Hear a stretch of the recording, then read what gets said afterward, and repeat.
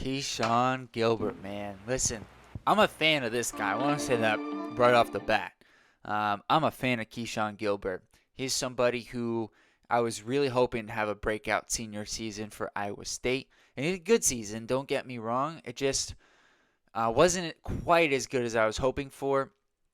Started off strong, some injuries to the team, and then ultimately an injury to Keshon Gilbert himself affected the way Iowa State finished the season.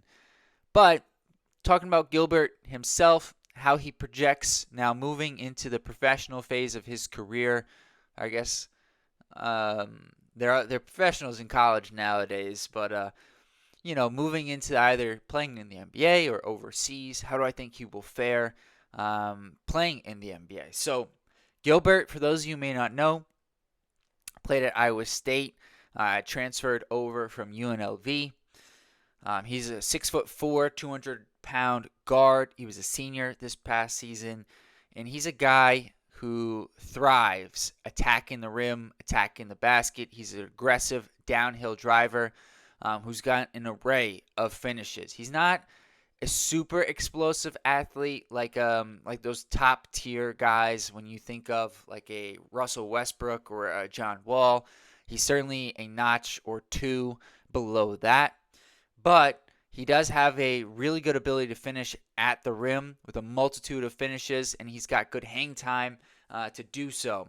And then the thing I like about Gilbert more than anything else, he's an out-and-out competitor. He's a guy who, when the game is close at the end of the game, he was the guy Iowa State would turn to. He was the late game guy, the bucket getter, whatever you want to call it.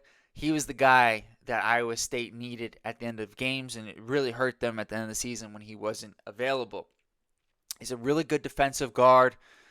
He can generate steals and deflections, and speaking of that, he averaged 1.7 steals per game. Offensively, 13 points, 4 assists, 3.5 rebounds. And so he's a guy who could affect the box score in a multitude of ways. Now, why was Gilbert not invited to the combine here, and not really on draft boards or draft radars? So he's not a good shooter. He shot 33% from three, which is not a bad number, but it was on less than 3 attempts. He's just not a high-volume three-point shooter. 48% from the field, pretty good, but you would hope actually it would be above 50, considering a lot of his shots are at or near the rim, and now some of that is his three-point percentage pulling that down, but I think that's got to be his elite skill in the NBA. I think he will get some help with that with the improved spacing on the NBA court. But to me, the other concern is the turnovers. 4 assists to 3.2 turnovers. Just not a quality decision maker. And you combine that with the shooting, and I understand why teams aren't exceptionally high on Gilbert.